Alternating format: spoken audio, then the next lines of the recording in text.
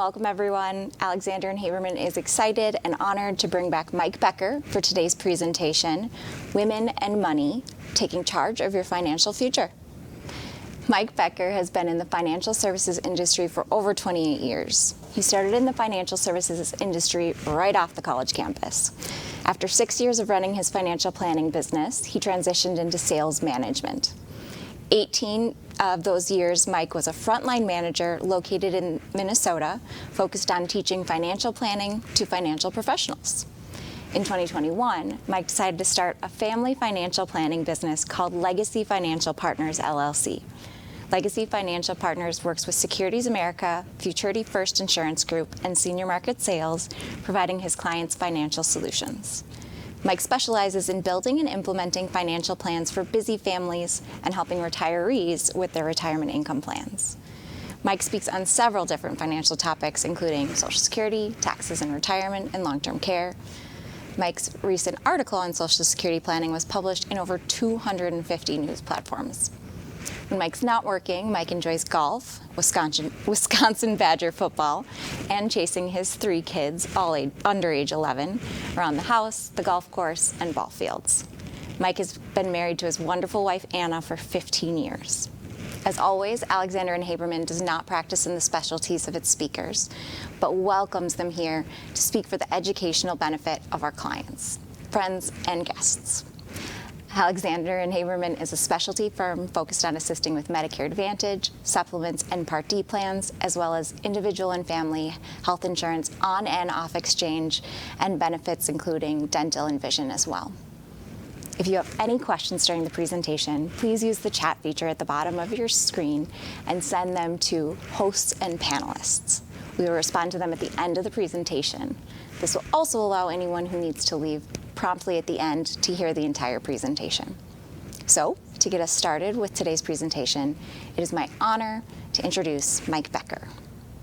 Awesome, thank you, Brittany. It's great to be back. It's hard to say the fall series as it's 100 degrees out and feels like the summer's just begun. But it's great to be back for this topic of women and money. And we do our workshops. We really have 3 things that we try to accomplish in our workshops. Number 1, be education-based. Number 2, motivation-based. Hopefully it takes something from the time we have today and go put yourself in a better position. And 3, we also want to provide resources to help you put some of the plans in place as well. So, women and money, taking charge of your financial future. And before we get into the actual topic, I always have to let people know that I'm not affiliated with the federal government, IRS, or Medicare, or any other governmental agency, nor am I a CPA providing tax advice. I'm a local financial advisor that focuses on identifying opportunities and problems and solutions to those problems. So excited to be here today. I'm going to take you back to 1995. I want to share a brief story. To Mrs. McNulty. Mrs. McNulty recently lost her husband of over 40 years. She was in her 70s. And Mrs. McNulty called an insurance company to start a claim on a life insurance policy. She had no idea what to do. And I received that call and was asked to drive out 40 minutes to talk to Mrs. McNulty and help her out. Well, when you go into that environment, you can imagine you sit and you listen. And I listened to Mrs. McNulty's story about Mr. McNulty, the kids that were now on each of the coasts, and really heard what she had to share, and found out pretty quickly that she had no clue about finances and was kept in the dark on a lot of things. So I helped her fill out the claim form for a life insurance policy, found out there were 2 other small life insurance policies with other companies. While I was there, I made the phone calls, helped her get claim paperwork sent out, helped her with a couple other things, and then came back a week later and helped her complete the paperwork for the other 2 companies, and we had some other questions financially to help with as well. And as a young, starving financial advisor, providing the service work was great, but it wasn't paying the bills. And I came back the 3rd time to help her out, and she pulled out a piece of paper and said, "Mike, I don't know what this is.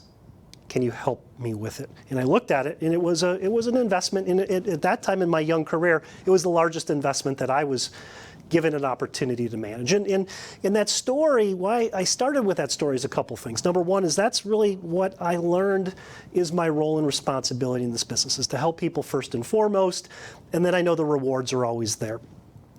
But secondly, the story of Mrs. McNulty was repeated over and over and over in nearly 30 years. And I see myself as an advocate for that spouse that maybe is not dealing with finances to make sure that they're in a better position than Mrs. McNulty was. So that's what we're going to talk about today. And just to jump back and make sure that everybody knows, as Brittany said, we have a three-part series, a fall series, and this is the first of three. Our second workshop that will happen in September is When Retirement is Blurry, Adjust Your Focus, Essential Steps to Ensure a Full Retirement. So it's really about retirement income and retirement planning.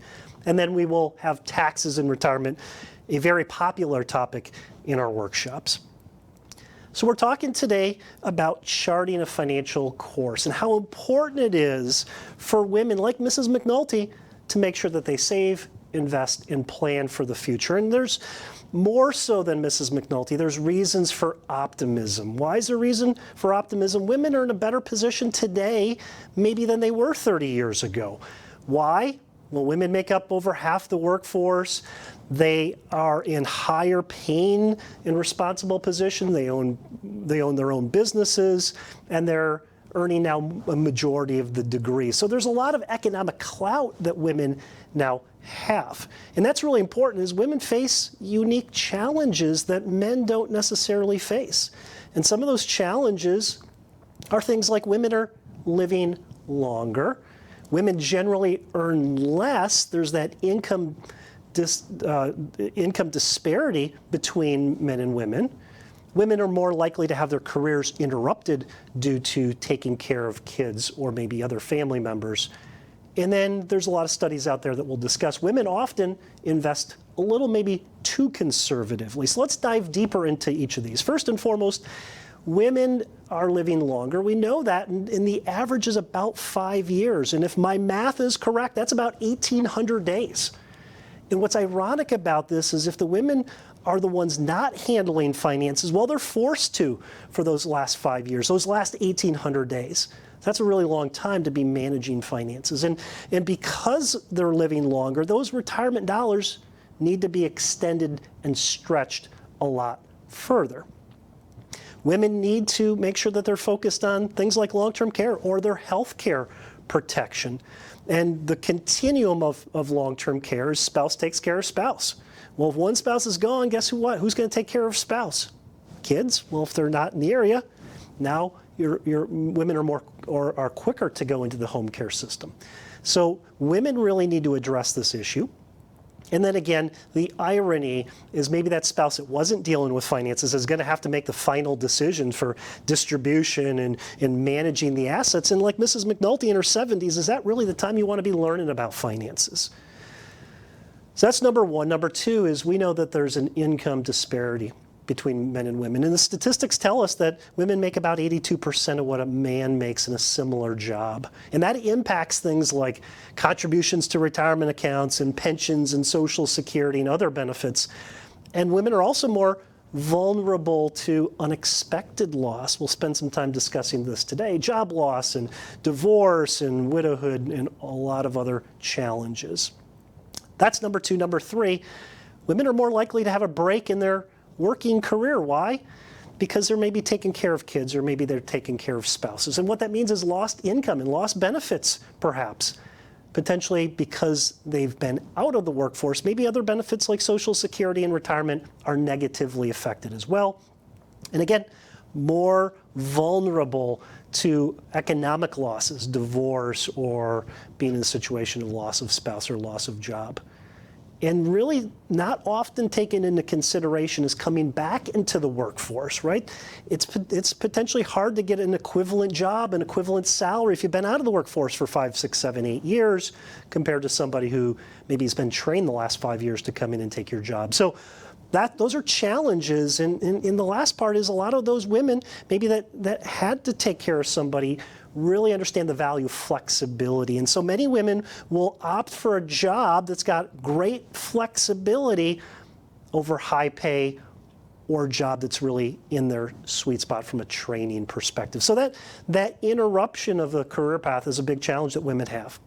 And then lastly is women tend to invest more conservatively. There's a lot of studies out there that say this is actually a fact, and that simply means that the nest egg, the retirement nest egg, is likely to be smaller. And that's a problem because inflation and taxes and everything is going to eat into it, and we know that they're living longer than men. And this equation of not willing to take risk means there's little reward. So this is a real challenge that women have. In addition to that, women in a situation where they're married have potential challenges at home.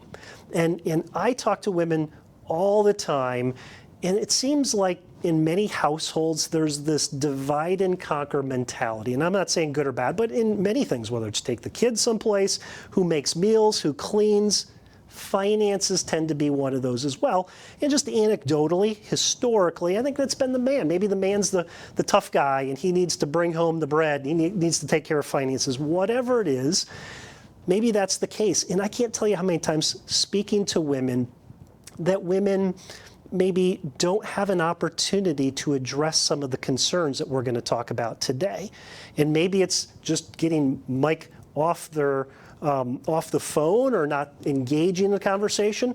But these are the type of things I hear all the time is a woman might say, well, my spouse doesn't really want to talk about this, right? Whatever the topic happens to be, well, maybe they don't think we need this, or my spouse says we're okay, right? Really a passive way to address some potential problems.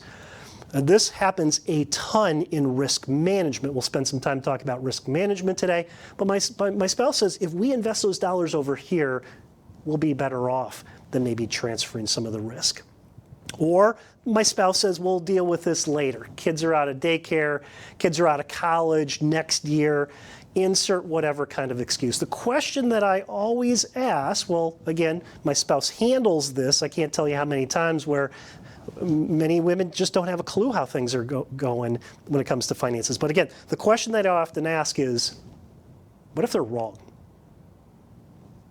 What if your spouse who's handling these things, who says everything's okay, says if we invest differently, what if they're wrong? Who's the one that's left holding the bag? Women are, again, on the planet an extra 5 years, 1,800 days. They're the ones that are going to be the Mrs. McDulty's in dealing with the problems. And all the problems are a little bit different. Every woman faces a different challenge. Some of what we spoke about today, some that we'll be speaking about moving forward. But it's really important to think about these things. And so we're going to give you 6 different things to focus on, things to potentially do. We're going to give you a lot of tactical things today. So feel free to take pictures of this as we go. I'm going to dive deeper into each of these 6 topics. But number 1, take control of your money. Number 2, become more knowledgeable. I didn't say an expert, more knowledgeable as an investor. Advocate for yourself in the workforce and at home. Make sure you are planning for retirement and you are making sure the assets are protected, and then create an estate plan or distribution of those assets. So let's go deeper into all 6 of those. Number 1, take control. This is just really a mindset. So again, walking out of today, hopefully one thing you write down is take control of my money. Realize it is your responsibility, right? You might be leaving your other spouse to handle some of the mechanical components of finance, but you need to understand what's going on. You need to have a say in what's going on. So take ownership and control. And that starts with understanding cash flow. What's cash flow? Money comes in, money goes out, what's left over. Making sure you're tracking some of those things. The word budget. We're going to talk about a spending plan a little bit later, but understand where the money is supposed to go and what's supposed to be left over, and have a strategy for where that money needs to go. So important. I get this question all the time is, Mike, what do financially successful people do? And I say, number 1 is it starts with most of those people know where their money is going. So you understand things like what are your debts and what is your monthly burn rate? What are you spending and what should be left over? And making sure that there's an emergency fund set up because bad things happen. Need tires on the car, water heater goes out.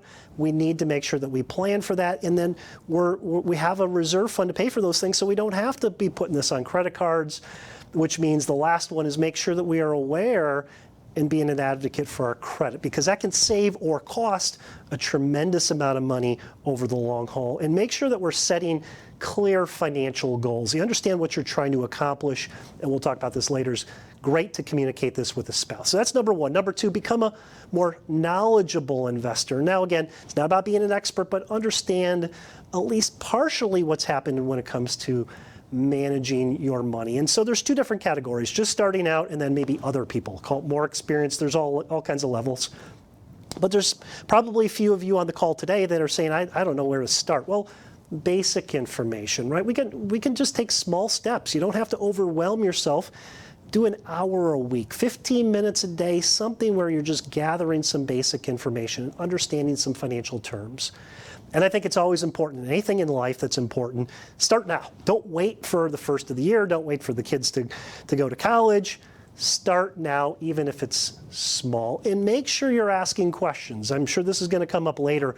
But unlike the male counterfolk that don't like to ask questions, women are much more open in asking questions. And feel free to ask people, for whether it's your friends, your neighbors, your relatives, or again, financial professionals as well. If you're a little past the basics starting out, well, just get a little bit better. And so things like risk tolerance and time frames. Risk tolerance is one of those overlooked areas, so that's a great place to start. Look for some of the risk within your portfolio, or at least understand risks. Understand, at least at a high level, what things you own. And I think that's also ties into what a great opportunity for keeping your eye out for investment ideas. I remember my mom bought one stock, I think, in her lifetime, and it was probably 20 years ago. It was like a yoga stock, probably well before its time, but my mom got really excited about it. She bought stuff from that company, and she had an interest. Well, if you have an interest in some of these things, maybe you're going to take a little more of an active role. Consider things like fees, taxes, inflation, and then making regular adjustments. Finances are not about setting and forgetting. It's about making sure that you continually adjust, and then having plans for volatile markets so you're not making emotional decisions. So again, these are just a couple of tips and tricks. Again, it's not about any one of these is necessarily good or bad. It's just about doing a little bit more. But also becoming more of a knowledgeable investor is you have to be able to admit mistakes. Okay, this thing didn't work, let's move on. And this concept around being risk averse in the right way. Being conservative is okay, but we have to understand that timelines factor into this decision. So if I plan on living for another 40 years, that means some of my money needs to be invested for 40 years. Well, I can let that money be a little bit more aggressive. So understanding timelines, and this comes back to understanding your goals and dreams and what you're trying to fund. I'm going to talk more about this later, but just understand basic things like, where are your accounts? What are the account numbers, passwords to be able to get on some of those accounts, and know when to get help. And as a biased financial advisor, I say everybody needs help, but truly, when you do this for nearly 30 years, I can help anybody. Ask a financial advisor. We're used to dealing with people that know nothing about finances, or at least we try to teach them how to, if they know nothing about finances, how to put them in a better position. So get help, ask for help, again, when it comes to finances. Number 3, be an advocate for yourself in the workforce. And I think this is really important. It's things like negotiating your salary. And that's a really big deal, negotiating your salary, because the more you have, the more you save, the more you invest, the more you have, your benefits are higher because you're putting more into certain benefits. Maybe insurance benefits are a little bit higher. It's all really important. And there's so much information out there on the web these days of what are average salaries and what are people getting paid. Understand that. Moreover, make sure you understand what impact you're having on the organization. Make sure that when you go in for reviews that you're talking about accomplishments, you're talking about the great things, the great value you are bringing to the organization. And this term of flexibility, I think the world's changed a lot when it comes to flexibility. Obviously, COVID impacted that. These are things that maybe 5 years ago we didn't see a ton of, but we're seeing more and more of that today. Employers are expecting this as part of the conversation. This should be more and more addressed in those conversations of being an advocate at your employment. Be an advocate for yourself at home. Know what's going on. You don't have to know every detail, but you have to know at a high level what's happening. Things like, where are your accounts? What are the passwords? This is such a simple little deal.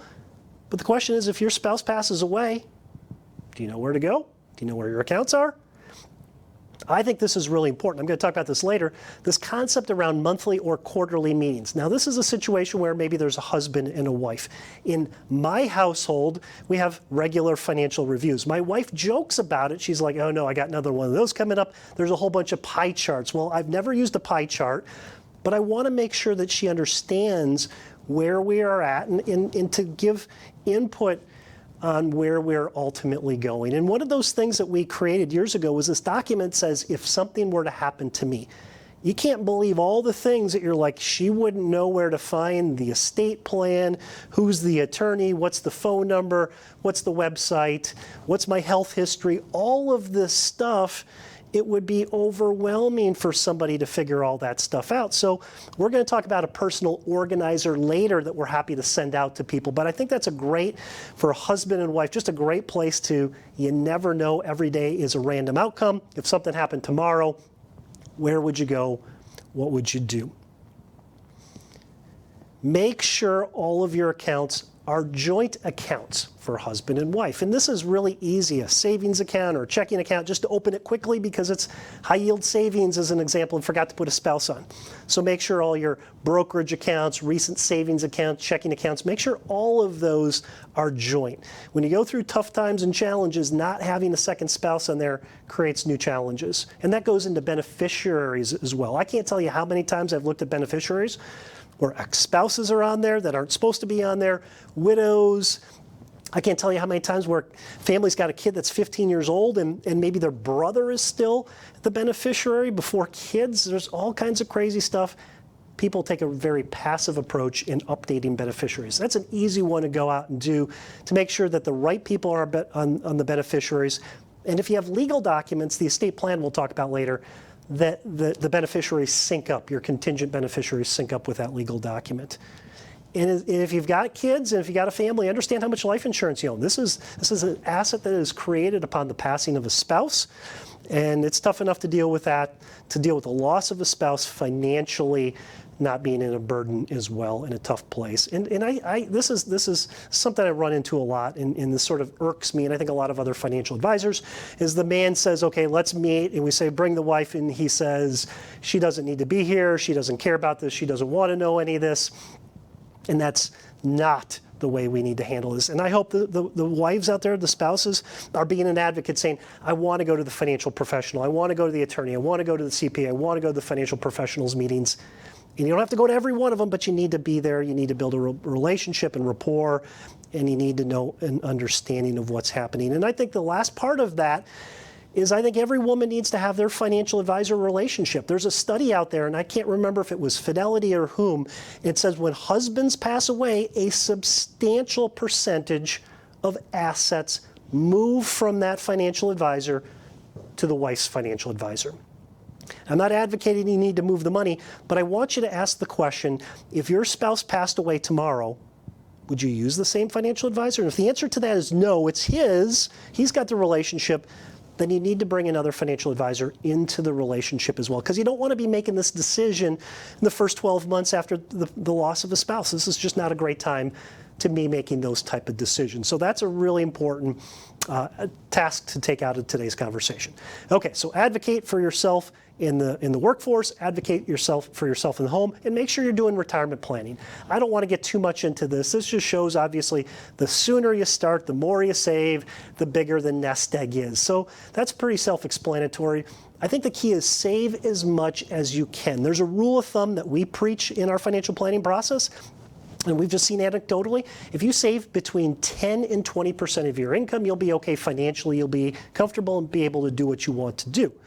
So you gotta save first. You gotta pay yourself first, and that means money going to emergency accounts and retirement accounts, and savings needs to happen before consumption happens. And make sure you're joining your company's 401k. I can't tell you how many times maybe I'm talking to a wife and she says, no, my spouse says he's got that taken care of. No, make sure you're taking advantage of the company 401k. And now this is another mistake that I see a lot of people do. We've often heard this rule of thumb, you need to contribute to your 401k up to the company match. And people do that. But there's more to that story. And then continue to contribute to IRAs, Roth IRAs, other investments. People stop. So if my company's contributing or matching contribution at 6%, that doesn't mean I should stop at 6%. The matching contribution for your company should not dictate how good your retirement is. You should be 10 to 20% of your income should go into retirements. So that's really, really important. So again, contribute to other kinds of investments, Roth IRAs, brokerage accounts, make sure you're taking advantage of those things. And then set goals and track goals. I think when you see progress happening, it tends to be motivational for people. And understand Social Security still is the foundation. I know there's different ages of people on this call today.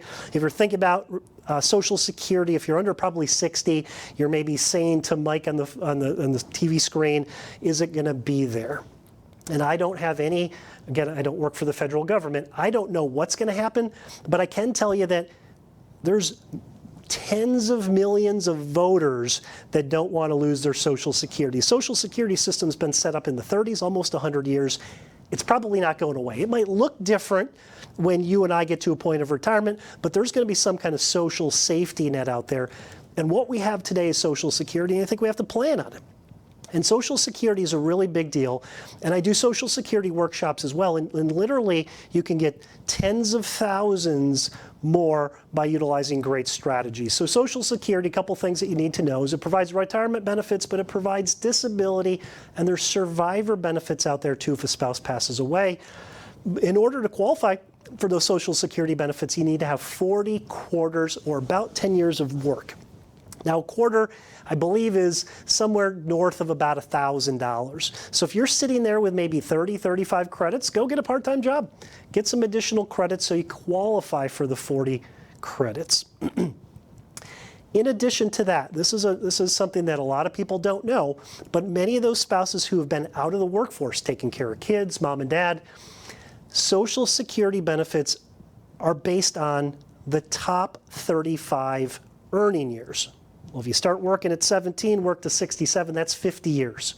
That means 15 years can go out the window and 35 good years. So coming back into the workforce and getting high salaries and high income is very beneficial to Social Security. But I think it's really important to we're advocates for every year, every other year, worst case scenario. Go on www.ssa.gov and pull up your Social Security statement. Make sure you keep your password. It's very hard to deal with loss of passwords for the governmental system, but understand what your baseline is. And Social Security is such a powerful asset because it's guaranteed lifetime income. It's going to put a paycheck in your bank account as long as you're on the planet. And there's not a lot of investments that will do that. And then at a high level, when should you elect benefits? What we'll talk about here is you can see at age 66, 67, you'll hear this term FRA or full retirement age. That's sort of your baseline. If you wait longer, you're going to get more benefits. We call them delayed income credits. If you elect early, you're going to have discounted benefits. And those credits and those discounts are permanent. And because that is one of the few foundational guaranteed lifetime income solutions on the planet, it's really important to maximize the benefits. Now, here's the last comment I want to make about Social Security. Here's a mistake I see with husbands and wives. Often, too often, I see those spouses making that Social Security election in a vacuum. Husband says, I'm going to do my deal, wife's going to do her deal. That's the biggest mistake you make. You need to coordinate benefits. Again, tens of thousands of dollars by coordinating Social Security benefits. So again, back to seeing how delaying benefits can look. Now you get fewer checks you get more checks if you take it early, but they're much smaller. And again, those paychecks are permanently smaller or permanently larger. Other things to focus on in retirement, things like when will you retire? But more importantly, what will you do in retirement? And I've seen this way too often. Is work provides a lot of meaning for many of us. And then when we stop working, we lose that meaning. And many people, when they retire, if they have no meaning in life, they get old really fast. I love the book, The New Retirementality by Mitch Anthony. It really talks about, well before you retire, think about what you're going to do in retirement. It's really important to think about that first and foremost. Understand the retirement expenses. This goes back to that cash flow conversation we said earlier. Understand your spending patterns during your working years, your retirement will be some version of that. But you're going to have a lot more confidence if you have a good written spending plan. If you're short, if you say I want to retire at a certain age, usually that age is fairly arbitrary to people, by the way. This is why we're big advocates of actually having a retirement plan and knowing what you're on track for. Everybody's on track to retire, whether it's 62 or 82 or anywhere between, everybody's on track. And I think that's what a financial plan does, is it helps you understand what the baseline is. Well, if you're on track for this and you don't like that, there's certain levers then that you have control, like do I put more money away, or do I try to get higher rates of return, or do I work longer? There's several levers that you can pull, and when you have a basic financial plan, an income plan, you can make more informed decisions. Healthcare expenses, this is another area that you need to make sure that you are addressing. And again, this is one of those areas where I get frustrated when I'm dealing with man, husband, and wife, because we know that women in many cases are going to end up, or there's a better chance they're going to end up in long-term care facilities. If you ever go through a long-term care facility, they're full of women. But what's the man saying? The man saying, we don't need that long-term care insurance. Or the man saying, if we invest that money here, we'll have more money. Please, please, please, for the women out there, address the healthcare risk. This blows up estates quicker than anything else. Very, very important, because that really ties in with longevity risk. When we do our financial planning, we talk about the 7 most common retirement risks. Number 7 on that list is longevity risk. We refer to that as the great multiplier risk. The longer we're on the planet, better chance bad things happen. Market risk, inflation, death, long-term care, all those type of things. And then when you start to think about retirement, you need to understand what the income plan is. You need to understand things like distribution and tax implications to the type of work that you do.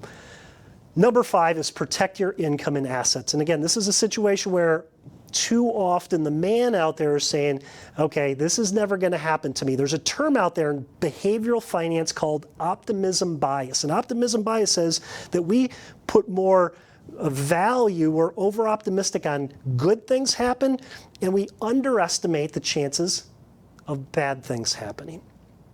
And what that does is it means that some of these risks that are out there, we avoid. We say it's never going to happen to me, or we don't have to worry about it. For the women out there, we need to understand the risk. We need to understand if you were to pass away or your spouse passes away, you need 10 to 20 times your income in life insurance. That is to maintain a standard of living. Make sure that's in place. Disability insurance. If you're hurt or sick and can't work, where's the paycheck coming from? Core disability insurance. Cover your valuable assets like your home and your cabin, your autos, and make sure there's proper liability insurance out there as well. Health insurance and other kinds of long-term care insurance and trusts and business entities. Look at the things you've accumulated and just talk about the risks that are out there and make sure that those things you've accumulated are protected. Lastly, number 6 is the estate plan. This is making sure your stuff goes you where you want it to go. And this is a very straightforward thing, is when you pass away, there's 2 areas where an estate plan helps. Is it helps with incapacity and it helps with death. Incapacity, hers can't do anything. Things like living will documents and healthcare directives and proxies and do not resuscitates and powers of attorney, financial, living trust. These are all things or documents that will help if you are in an incapacitated state or spouses in an incapacitated state. In death, it's things like wills and testamentary trusts. It's important to understand what some of these things are. Understand if you don't have a will, you do have a will. All states have a will for you. It's called intestacy. They write a will for you. It's important to understand what your state will is. So Google up intestacy for your state, and that's what the written will is. And whether you have a will or not, you need to understand things like joint accounts and beneficiary arrangements. These are all very important. Your financial planner can help with some of these. Your estate planning attorney can help with these things as well. And I think lastly is expect the unexpected. This is where, again, women tend to do a better job, where men tend to have that optimism bias. There's bad things that happen. Some of these you've experienced these at some point in your life, but I think it's really important to look at all these, take a picture, write these down, and say, what would happen? How would I address these things if they happened to me? What's the plan? Because if you go through any of these, It's emotionally draining. And now to think about what the strategy is, it's the wrong time to think about that. Got to think about that before it happens. So I think this is really important. Again, I think this is where women help men out to say, these are things that we have to prepare for.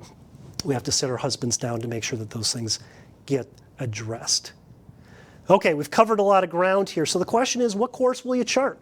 It's all about you. It's about your goals and your dreams. It's about taking ownership of your financial future and your financial security. Now I'm going to give you this as a takeaway before we get to closing up with some resources we have in the Q&A. And this is when my wife and I sit down for our monthly financial reviews, we actually have different topics. So these are 10 different topics. I would say these may be priority, depends on where you're at and what's important to you. But these are 10 different topics that you can bring up each month as a talking point for how are we doing. So it's pretty self-explanatory. Goals, what do we have in the short term? What do we have in the midterm? What do we have in the long term? What is that spending plan? I'm going to talk about a spending plan document in just a little bit. We have money coming in, that's the cash flow. Where's it going? And have a say in how we're allocating. And number 3, as a result of that unallocated. Now, how are we saving? Are we saving too much for retirement? Are we saving too much in the short term? Are we even thinking about the midterm? But having a saving strategy then comes into play.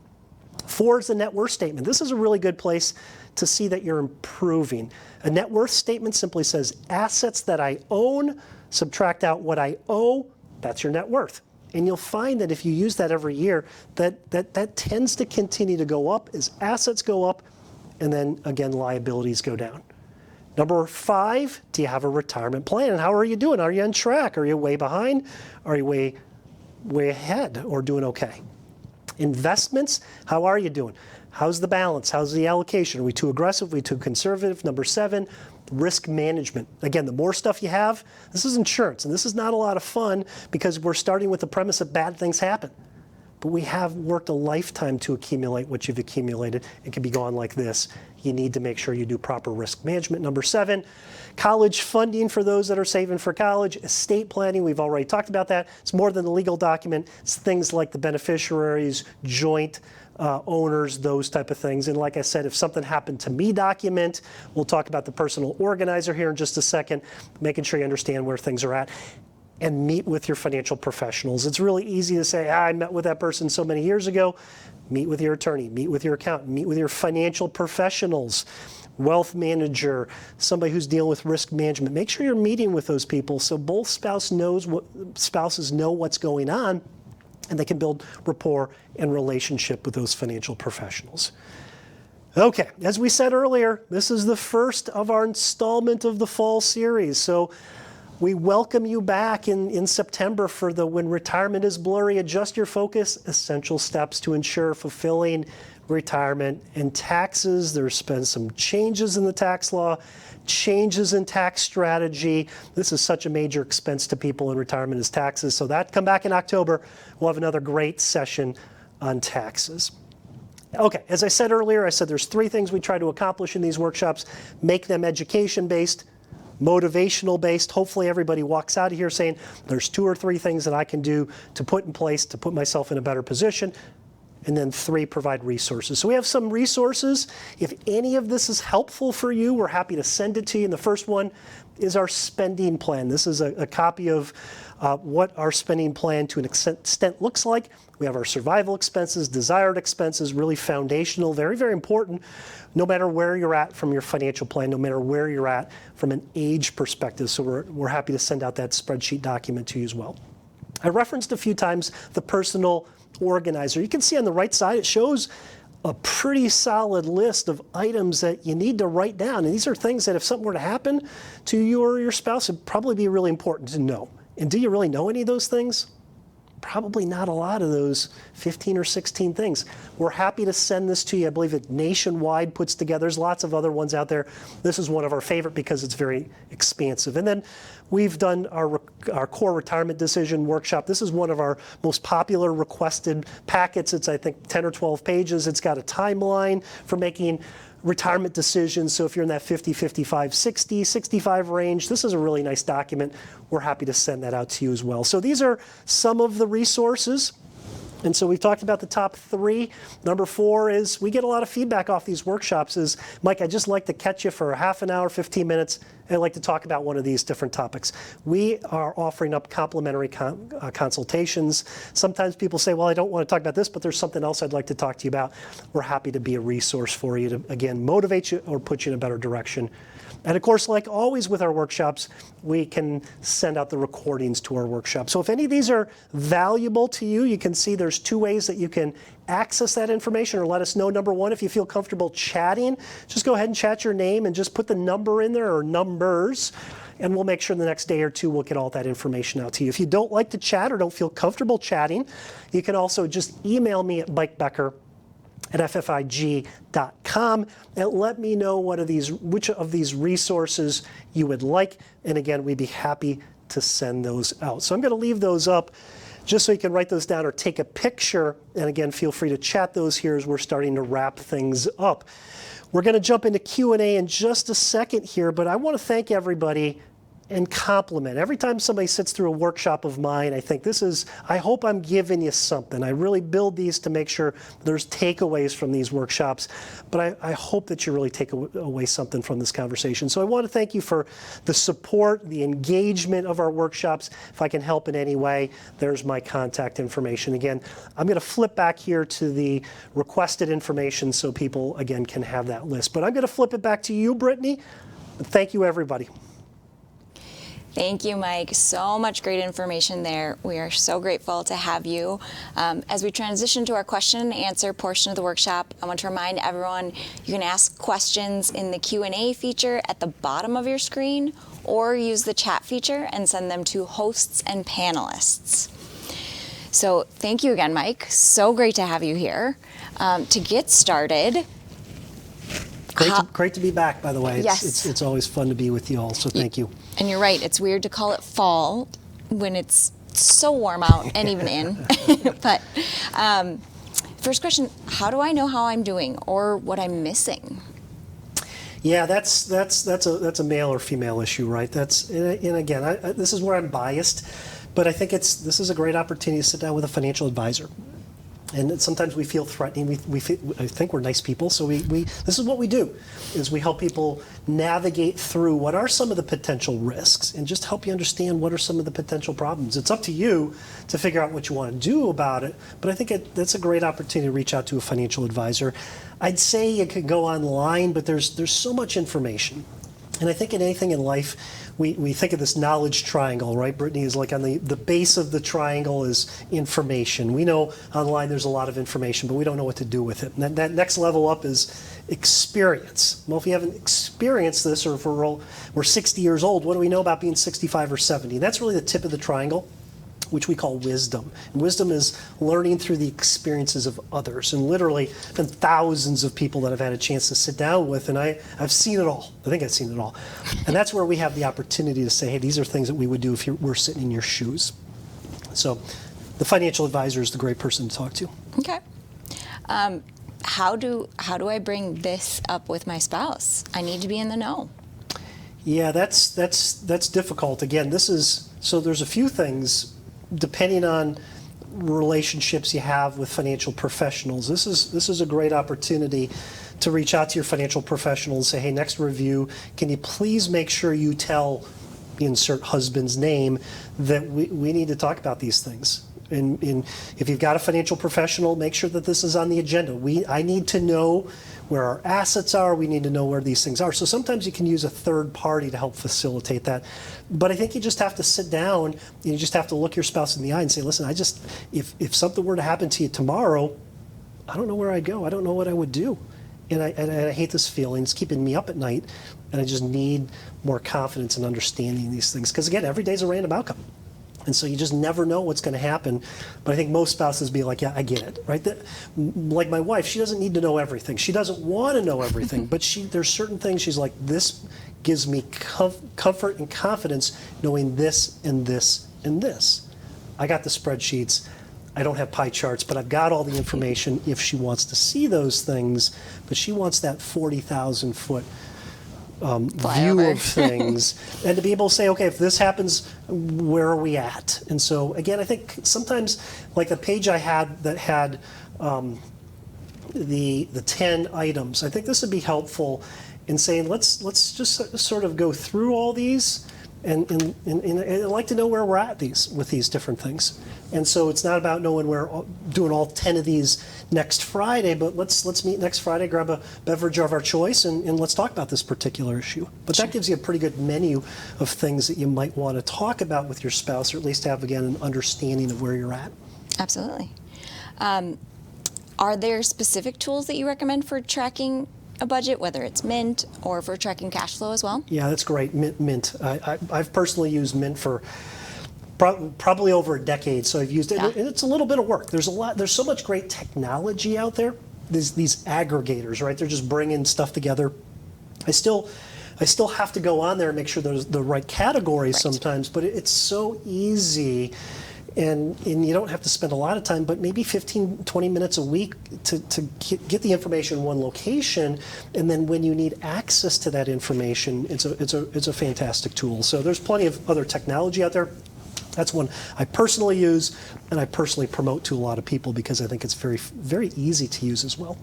Yeah, I use Mint as well, and if people aren't familiar with it, it's mint.com, and there's no cost to use it, and it can pull all your banks and credit card entries and everything like that, which is really nice. So absolutely. Yeah, agreed. You mentioned that women often invest more conservatively than they should. Are you suggesting that as a woman, I should have more aggressive investments than my male peers? Yeah, I didn't love that topic. I thought it was important to put on there because there's a lot of studies out there, and I have meetings all the time, and it's such a random term. I'm conservative, I'm aggressive, but I think it's important to understand that maybe I am a little too conservative, or I might be a little too aggressive. I think it's hopefully one of those statements that you're like, okay, maybe this is at least thinking about and looking at, because I think it's probably where most of us are just taking it passively, right? We just set this up, and these are the investments we set up 10 years ago, and 10 years goes by awfully fast, and we get gray hair, and we're like, holy cow, maybe we're a little too aggressive, or we go through a certain stage in life, and maybe for some reason we're a little too conservative, and we look at our account, we're like, 10 years go by, and what did I do? So it's maybe, I don't think necessarily somebody needs to be more aggressive or more conservative than male or female, but I think we need to look at those investments and see how we're doing. But I think with all of that said, I also said that women are living 1,800 days longer, right? 5 years longer. So that means if I'm planning on living for another 40 years, my wife is younger than me, and if she lives +5, that could be another 10 years. So she needs money for 50 years out. So she would need to be very aggressive with a portion of her dollars as well. So I'm not saying women need to be more aggressive or men need to be more aggressive. I think we need to look at those investments, and maybe we find that we're in the wrong space. Risk tolerance questionnaires, I think I mentioned that earlier. I think that's most underutilized tool in financial services. We just sort of do this thing 10 years ago, and our financial advisors puts us in a bunch of investments, and well, time goes by. Well, some of that money might be for college, or some of that money might be for 30 years from now, and some of that money, but we blend it all together in this one risk tolerance. So it's sort of a terrible way that we've done this from a profession. So that's one thing that I think everybody can walk out of here, if they're concerned about that particular topic, is pull out a risk tolerance questionnaire, understand which pocket of money you're talking about, and then answer the questionnaire for that pocket of money or that potential goal. This potential goal, do a different risk tolerance, and you're going to score out differently. It means those pockets need to be invested differently. Makes sense. Do I really need to update my beneficiaries? Won't my wishes in my will just be followed? Oh, there's a lot to that. So it depends on what's all in that. So first things first is, I think we underappreciate how we don't update beneficiaries enough. I get usually when my clients, I'm getting all the insurance statements, I'm getting all the investment statements, and usually you're like, okay, 4 or 5 of them are spot on, and there's like these 2 or 3 that are out in left field. So I think that's the first thing, is just make sure that they're all going where you want them to go. And if you can't find out what this particular account is, then just send in a new beneficiary change. That will trump whatever it is. So that's sort of the easy thing. The second part of that is, and this is more of an estate planning conversation, but you need to make sure that the money goes where you want it to go. And so this is probably a little more than this question is asked. But most people do is they put their spouse as their primary beneficiary and they put their kids as the contingent or secondary beneficiary. Well, the kids will get their portion of the money when they are of their majority age, which in our state is age 18. I don't know how you were when you're 18, Brittany, but I don't want my kids getting a significant portion of money, because I've heard way too many stories. It's not about blowing the money, it's about how that screws the kid up. So there's the point to this is, some of us inside our legal document have what's called a testamentary trust, and says my kids can't get all that money until maybe they're 25, and some at 30 and 35. Well, if I put my beneficiaries as contingent beneficiaries, well, that money's going to go directly to my kids at age 18. It's not going to go through the will. So you really need to make sure beneficiaries are a finicky thing. On retirement plans, options for kids in distribution, our function of beneficiaries in beneficiaries has been way too passive for a lot of people. It's something where people should put some time and energy into, where their money needs to go, and do they have the appropriate beneficiaries. So to kind of sidestep from there, what about someone who doesn't have a spouse, whether because they are the surviving spouse or, they just don't have one, and doesn't have children? Where should they have these things for those, not asking with regards to who should they name as their beneficiary, but where should they have these things, their estate plan, their will, whatever, so that if something does happen, people know what their wishes are? Sure. So within their legal document, they would normally name a trustee. So a trustee is the person that's going to step in to distribute the estate. And so they need to understand, my trustees are friends of mine from long ago, and they're out of state, but they know where my legal documents are, they know my wishes. And so those people we name as our trustees and our successor trustees, maybe they're not capable at that time, or maybe they don't want to, so successor trustees, they need to know where, like the document that we showed earlier, right? Where's my stuff? We need to communicate with our trustees that they know where this information is. So my trustees can go in, they can grab my legal documents, they know my what if happens to me document, where it's at, and they can go through, here's my attorney, here's my CPA, here's my PNC person, here's my documents, here's my passwords. They're able to go in and be able to get all that information. So I think it's communicate with the trustee in that situation. Whether you have kids or not, I have kids, well, my trustee knows my wishes and they know where my stuff is. Great questions. There's a lot of estate planning conversations that tie into that, and this could be another 40 minutes of that kind of conversation as well. Absolutely. We don't have any more questions at this time. If anyone has any last-minute questions, please feel free to type them in the chat quickly. Otherwise, thank you so much, Mike. It was wonderful to have you back again, and so much great information today, whether you are a woman or not. But it's nice to have a specific focus and try and help people in a different way than we have in the past. So grateful to have you. I'm still not seeing any other questions come in, so I just want to thank everyone who's attended today's presentation, Women in Money, Taking Charge of Your Financial Future. As always, our workshops will be available on our YouTube channel. You can also request a recording of this or any of our previous workshops by emailing workshops@mnhealthagents.com. And a reminder that Alexander and Haberman is a specialty firm focused on assisting with Medicare Advantage, supplements, and Part D plans, as well as individual and family health insurance on and off exchange, and other benefits including dental and vision. Thank you so much for being here today, and thank you, Mike. We look forward to seeing you again next month. Thanks, Brittany. Thanks.